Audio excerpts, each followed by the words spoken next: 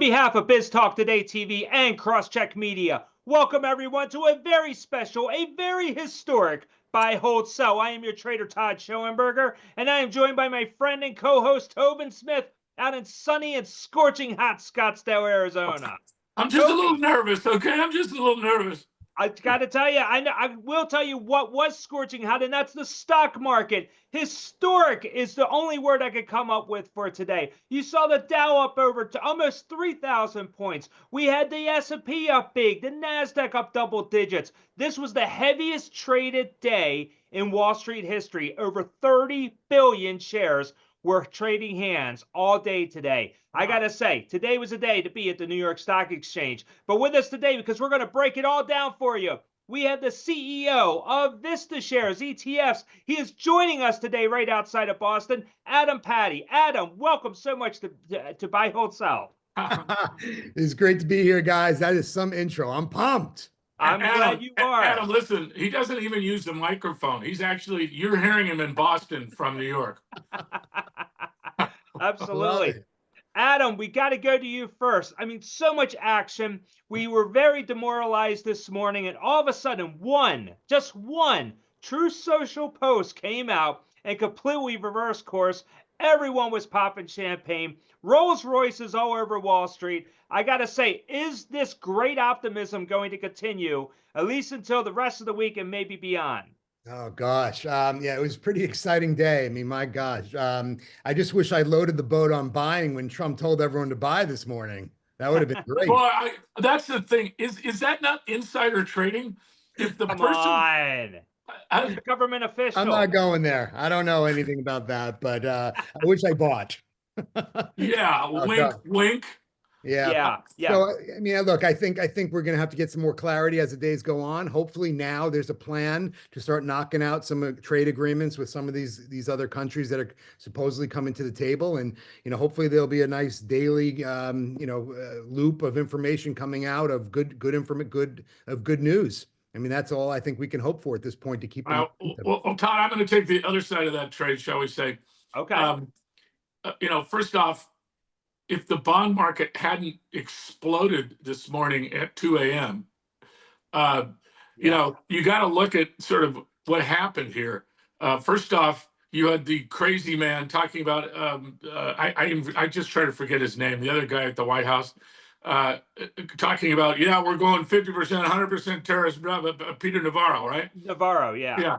And Besant, who actually, worked for George Soros, actually understands markets, got on, according to reports here, he got on his Bloomberg and was watching this meltdown in the bond market, and who knew why? Ultimately, what it was, Todd, was the swaps were expiring. I mean, it's real esoteric, but those swaps that people do to reduce risk were expiring, and so they had to sell bonds to get cash to buy. So that's what was happening. At 10 a.m., though, Besant walks into Trump and says, okay, do you understand what's going on here? And you have about 3 minutes. He says, no, don't worry. Let me just make let me post to Truth Social. You want to buy stocks? And shockingly, 2 hours later, it comes out that we're now have a 90-day pause and so on and so forth. Well, he's obviously a financial genius there, Toby. I mean, to come out with that, and how would he know that the stock market was going to rise? I don't know, Todd. I mean, it's just magical. As I say, I'm wearing my powder skiing shirt because I was jumping out of helicopters yesterday. I was ready to jump out of my second story today, but the shirt has saved me, Todd. This is my lucky shirt. Well, no doubt about it. Well, I tell you what, keep wearing it then until something not bad happens.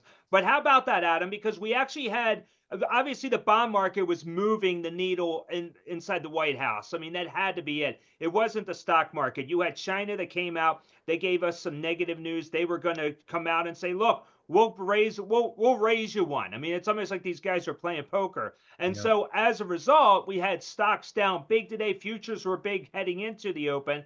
and then all of a sudden things just completely changed and reverse course. But what are your thoughts about that, though? Is that a little bit disingenuous, though, from the White House? I mean, we were hearing so much about these tariffs and why, this is an America first policy, and now it just seems like, hey, maybe we'll just hold off there. I mean, what are your thoughts? Well, look, I mean, he kept a 10% tariff rate in for those countries that we're still negotiating with. So, I mean, that's, if you agree with the tariff policy, that's a positive, I guess.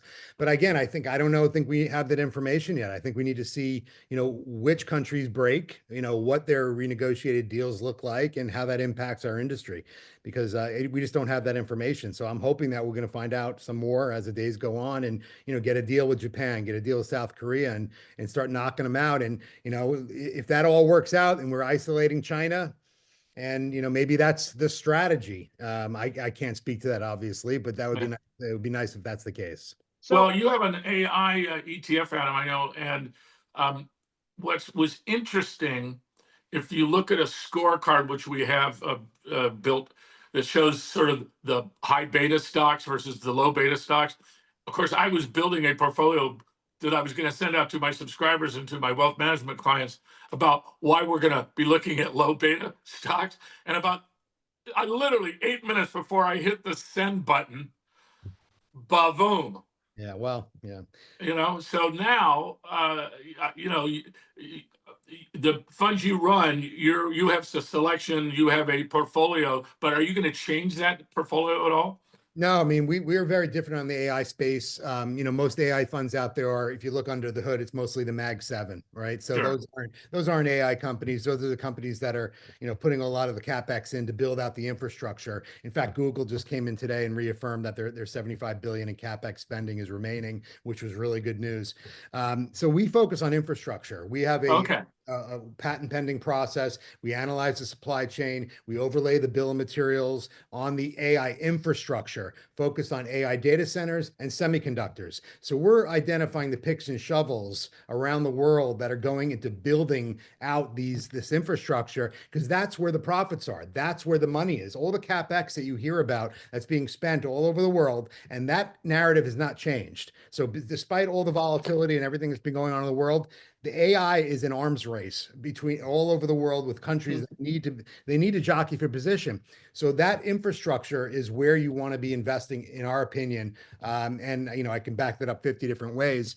Sure. Yeah, that's where the profits are, and we're the only ones doing that. So, well, I'll not only agree with you, I will send you the Transformative Research AI data center tech stack portfolio, because that's what we built in March of 2023 after going to the OpenAI presentation in San Francisco, which completely blew my freaking mind. Yeah. And then when they sort of then talked about so who was there? NVIDIA was there, Vertiv was there, SMCI was there, Micron, Broadcom. That's the stack. And then, you go a little farther down, as you know all this, but the fiber optics, you can't do this stuff without fiber optics. So you've got Arista Networks, you have, Credo, CRDO, you have AAOI that supplies all of the optical to Microsoft. So I'm with you, brother. My only issue on it was that it got, it melted up. I mean, we got rid of SMCI when it went up 1,100 freaking percent. Okay, because I'm an actively managed portfolio, right? And NVIDIA, we trimmed 2 or 3 times. Vertiv, it was on a split adjusted basis. The whole thing. They were just cray. Yeah, so we're gonna have some people are gonna pay some taxes this year or next year, I should say. But now, where do you think the bottom is? Are we in a bottom, or is this the bottoming process, or what? I mean, I think this is we call it a super cycle, right? So I think we have 3 to 5 years of robust profits in the infrastructure space before it even gets to the Microsofts, because they need the infrastructure to develop the large language models, to create the applications that actually drive profits to their bottom line. So, look, I mean, AIS is my ETF. We were up almost 14% today, but we were down that and more. Right. Yeah, but so the whole point is, I guess, is that it's still on sale. We're still down 25% or 20%, since inception or since December. to your point, because there was so much froth. I'm actually really happy it happened. I'm not happy it happened. No, I'm saying, we know. for investors, I mean, you want to get the froth out of the market. The multiples are back where they probably should be, and I think now is a great entry point if you believe AI is here to stay. If you don't, Well, oh, it's here. I subscribe to a service that takes our AI data center tech stocks, right? And then it follows on Reddit how many comments are about the stocks. There's a very high correlation on the frothiest with the most messages. I'm sure that's a shock to you. Yeah, it's a head scratcher.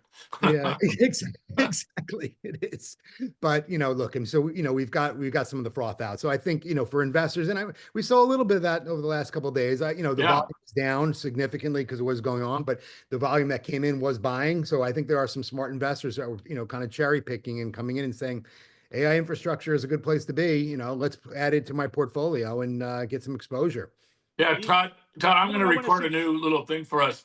Let's get the froth out. Boom, boom, boom, boom, boom. Let's get the froth out. You guys are fun.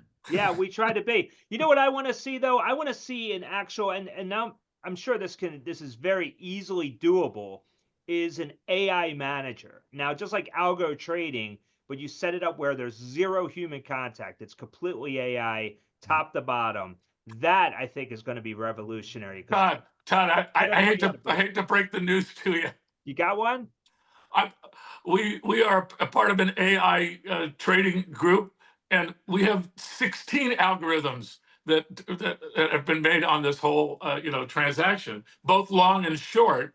And there's another 50 out there. And then if you go to the larger hedge funds, the Renaissances and so on, why do you think those stocks went up so much?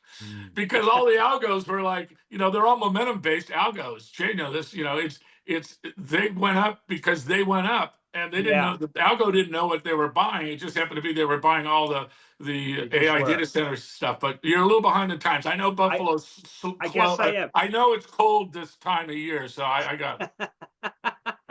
Yes, very much so. So, well, let's talk about that a little bit here, because I tell you what probably is not using a lot of AI, and that's Goldman Sachs. And Goldman Sachs was calling for a recession based off, and this started last week with the tariff announcement, with how the administration was actually going to go forward with their negotiating tactic with the tariffs through dozens and dozens of countries worldwide. So now, in an immediate pivot, Goldman Sachs reverses course and says, oh yeah, we're not going to have a recession now. This is off of one Truth Social post. You don't have to go to Harvard to get an MBA to realize this is a complete BS. So what do you guys think? Adam, I want to start with you. Is this the way that Wall Street should be thinking? I mean, shouldn't they stick to their conviction? Because if they're coming out, isn't it responsible for them to say, this is what's going to happen, and we're going to have to wait and see? One day does not prove a trend here. But what are your thoughts? One day or 4 days, right? They were coming out. This is only 4 days old, right? It started on last Wednesday, right? Or 5 days old. So, to come out with all these banks coming out and say, oh, we're going to have a recession. We're going to have a recession. Why don't you get some data and see how things play out? Unless they were saying that because they were using that as a negotiation or to pressure the administration to, do something else. I mean, who knows what's happening up, all at the top. I like that, Adam. I like that. I will tell you, Todd, that I can't remember where you got your MBA, but when I was educated, if the information changes, I change with it. The calls for a recession, and we've been basically in the stagflation camp because of the tariffs. Because obviously the president still doesn't quite understand that even though we just have these 10%, that's now a $310 billion tax that's been added to the United States. But by doing this complete reversal, it does take recession. And maybe Jamie Dimon, talking about how he was calling for a recession, got Mr. Trump to, because he doesn't read, he only watches television, and he was watching Jamie. He doesn't. I've interviewed Donald Trump multiple times. One of the funniest things is that he was so proud that he doesn't read anything. When he says "I read," no, it was on his Netscape computer, and when he sees something, he feels like he read it. So you can tell what a big fan I am of him. But the end of the day, It's had to have been the bond market. It had to be Bessent coming in with, stone white face saying, I'm sorry, Navarro is out of his mind. And if we don't do something here and we get a credit event, which is a nice word for saying, a huge short, a whole meltdown, Right. then the whole thing goes in a cramper. Yeah, they Yeah. need the yields to go down to refi the debt. And I mean, I think that was part of the plan and it was going the wrong way. So to your point, that Yeah, had a that's lot of true. pressure. And Jamie Dimon coming out, he is the CEO of JP Morgan. He is actually giving his opinion. That's not an actual research shop. The research department at Goldman Sachs came out and reversed course. I just think it just does not add up to come out after one True Social post, because it does seem very almost politically motivated. Maybe it's not even thinking and putting your thoughts into it. But Toby, to answer your first thought there, I went to the school of Hard Knocks. Our colors were black and blue. Adam, let me explain to you another thing about Todd. So Todd doesn't really think through all of these things, and the idea that that Goldman Sachs can't change. What do you want them to do? Just be wrong for like the next 2 weeks or 3 weeks? Valid point. Okay, I guess you're right, but they did pivot very quick. It's like they got back with their sandwiches and decided, hey, yeah, let's flip a coin and see how things are going. Todd, maybe you can understand it this way. The Ravens trade for the world's greatest quarterback, and they're, instead of being giving away 7 points, they're now 7-point favorites. Is that fair? Listen, you're right. It's not fair because everybody else is playing for second place. That's a whole other story. Sorry, Adam. I just had to put it in things that Todd would understand. Okay. Yeah, I get it. A little Lamar Jackson. Let's we'll get into football a few months from now. Let's pivot on this though, because I really want to talk about VistaShares. You guys have, Adam, an ETF that actually is a Berkshire Income. I love that. ETF. It's very cool, and the symbol is OMAH. I'm guessing for Omaha. Oh, yeah. But Adam, can you explain to the audience a little bit about this ETF? Yeah, this is a great product, and it's a whole different type of product than AIS, of course. Yeah, the reasons, but really excited about this. So what this is invest like Warren Buffett, but with income. Very simple. The equity portfolio is BRK.B as our holding, and we look into the 13 Fs and we identify their top 20 holdings within Berkshire Hathaway, and those are the next 20 holdings in the correct proportions, like Berkshire Hathaway owns them. So 20 equity holdings. We rebalance that quarterly, just make sure make sure everything's in line where Berkshire is, and then we overlay an options overlay on top of it to generate a target yield of 15% annually, paid monthly. So it's 1.25% per month. We paid out our first distribution last week, right on the nose, 1.25. We're not looking to beat 1.25, and we're not looking to go. Yeah. We're just going to provide steady income with a very high quality portfolio of securities picked by the best investor in the world. Well, what a great idea, number one. Number two, to add the income component. It's the lowest volatility stock out there. If it was MicroStrategy, your option premium would be like 25%, right, a month. But that's a fabulous product. There are so many people that I want to put my marketing hat on. Can I come visit you, Adam, and show you like 12 ways that we could get that out to the world? Yes, please. I love good marketing ideas. And everything, even with just the symbol alone. I mean, it definitely is very unique, and it's one of a kind. I know you've had a lot of success with that ETF as well, which is great. I'm sure. It's new, but it's been flying off the shelves. I mean, we haven't, we're only getting going on our marketing and sales right now because we wanted to wait till the first distribution came out to say, all right, we can do that. And we did it, and we'll do it every month, and hopefully. And all right, darling, we'll talk later. Okay, offline. All right, perfect. That's very cool. That's great. Social media loves this stuff. I mean, and particularly the Berkshire dudes. And you can now target all. Go to Reddit, Adam, and look at how many people comment on Berkshire Hathaway. I mean, it's in the tens and tens of thousands. Wow. Yeah, no Interesting. doubt about that. Very That cool. is for sure. So You listen, just guys, need a we're gonna- spokesman. That's all you need. You need a spokesman who was on Fox News for 15 years. Here we go. Oh, I think we have Adam one here. Patti is the spokesperson. What are you talking about? I'll defer to Tobin if he wants to get up there and bang the table. I There think you we'll go. do an interview and make it and cut it into 60-second stuff, target it on YouTube, on Yahoo, on all these guys, because that's the greatest idea I've heard in ETFs in a long time. I mean, Appreciate that. not shining your head here. I'm just saying is that it makes people who wanted to own Berkshire but didn't get any dividend from, that makes them, then it completes the circle, for lack of a better word. Great. You create a synthetic dividend using, your existing exposure, put a little in Omaha, and you're off to the races. Yep. Me Yeah, like get me. that I got right. tingly feelings, Todd. I think that's going to be fantastic. I love it. I love it. I think it's great. So, Adam, how can investors find VistaShares? VistaShares.com is our website. We're on LinkedIn at VistaShares. On X, we're at VistaShares ETFs. A little more complicated there with the ETFs at the end, but we're there, and we're really active in social media. So we're always available. I'm on all those platforms as well. If there's any questions, we're always available to answer them. And just looking to build our brand and serve the investors.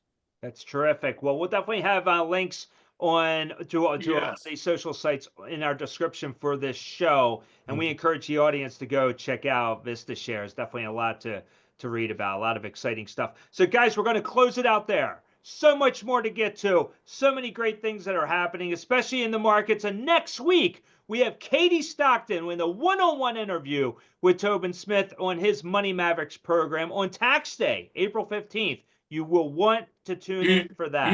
You had to remind me it was tax day.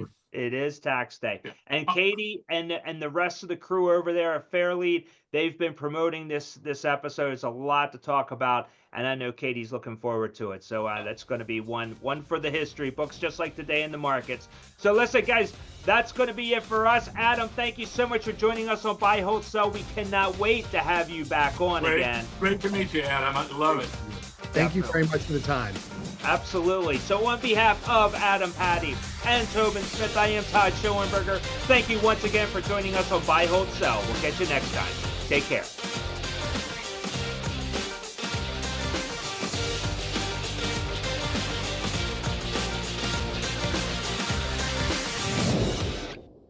Buy, Hold, Sell, brought to you by CrossCheck Management.